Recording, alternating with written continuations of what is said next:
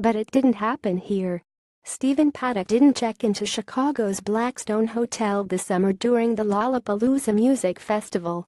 He didn't move his rifles into 2 rooms with a clear view of the concert stages in Grant Park.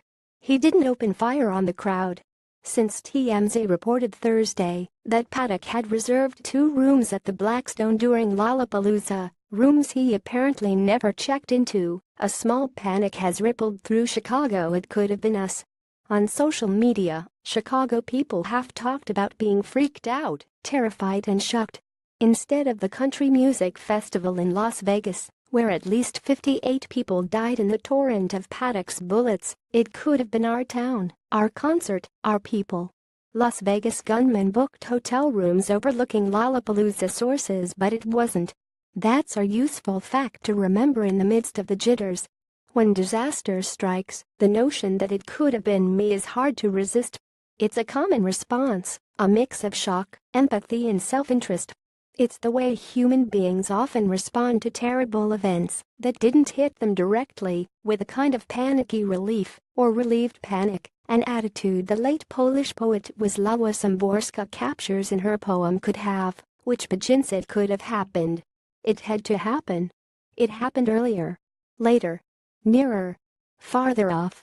It happened, but not to you. A plane goes down, and we think in dismay, I almost took that flight. It could have been me. An earthquake strikes, or a hurricane, or a terrorist, in a place we recently were, or plan to go soon, and we think, it could have been me. But it wasn't. Let's not confuse what happened with what didn't. I say all this not to dismiss the fear in Chicago, simply to suggest that we not overreact to the idea that Paddock, a 64-year-old man with a ridiculous number of rifles and no clear motive, might have wreaked terror here the way he did in Las Vegas. It happened. But not to us, except to the extent that every mass shooting is a blow to every American who cares about other people, and to anyone who cares about our insufficient gun control laws. At the same time, it's not crazy for us in Chicago to worry that one day, and before too long, our turn at modern horror will come.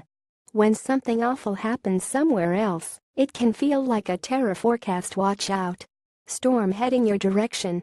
The gun massacre, the gas attack, the bomb. Chicago has been exempt from these atrocities, even as they've been visited on many other cities, larger and smaller. London, Paris, Istanbul, Moscow, New York, Boston, Tokyo and Orlando, San Bernardino and Delhi, Charleston, and Mogadishu. The airport, the train, the public street, the club, the church, the concert hall, the hotel, the towers. In those places, and many more, the blood and the weeping are more than a commotion on TV. Such abrupt, large acts of violence strike at the bones of a community in a way modern Chicago has yet to experience. Of course, Chicago suffers in different ways.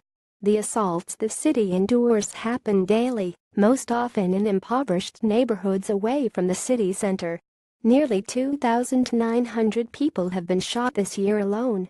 There have been 534 homicides. Our violence comes not in one huge hard stroke, but in hundreds of smaller acts. As we lament what happened in Las Vegas and what might happen here, it's worth keeping that in mind. It may seem like bad luck or bad manners to suggest that one day Chicago's turn at mass horror will come. Knowing that it might, however, emergency response officials have been trained for the possibility. They'll be on the alert this weekend for the Chicago Marathon and for the Chicago Cubs playoffs. And odds are, those celebrations will be as packed, jubilant and safe as ever. We shouldn't take for granted that so far Chicago has been spared the kind of violence that just struck Las Vegas. But freaking out over what might have happened isn't useful. It's like refusing to leave the house on a sunny day because it's raining somewhere else. In the course of any given day, there are many unexpected bad things that could happen to each of us.